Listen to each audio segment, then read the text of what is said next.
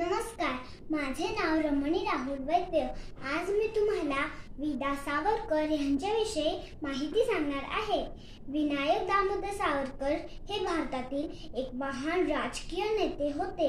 त्यांना सर्वजण वीर सावरकर या नावाने ओळखतात। त्यांचा जन्म 28 मे 1883 रोजी नाशिक येथील भगूर या गावी झाला। लहानपणापासूनच ते अत्यंत बुद्धिमान होते। वयाच्या 13व्या वर्षी त्यांनी काव्य रचना केल्या। त्यांचे उच्च शिक्षण लंडन येथे झाले। अत्यंत पराकोटीचा राष्ट्राभिमान त्यांच्या ठायी होता।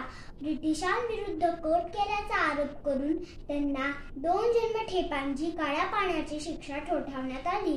अंदमानाच्या काळकोठडीत त्यांचे अनन्वित हाल करण्यात आले। 11 वर्ष छळ सहन करूनही त्यांच्यातील कवित्व आणि बंडखोर क्रांतिकारत्व कमी झाले नव्हते। सावरकर हे महान क्रांतिकारी होतेच, परंतु ते एक महान समाज सुधारक, विज्ञान निष्ठेचे प्रचारक, ज्वलंत साहित्यिक, हिंदू संघटकही होते। त्यांच्याबरोबर त्यांच्या कुटुंबियांचेही अभूतपूर्व योगदान स्वातंत्र्य लढ्यात होते। वयाच्या 83 वर्षी त्यांचे निधन झाले।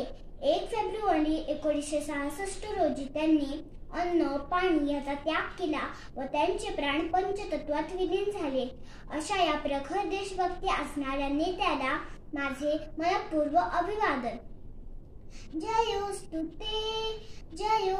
ते श्री महान मंगले शिवास्पते शुभदे स्वतंत्रते भगवती त्वामहं यशोयुतां वंदे वंदे वंदे। जय हिंद, जय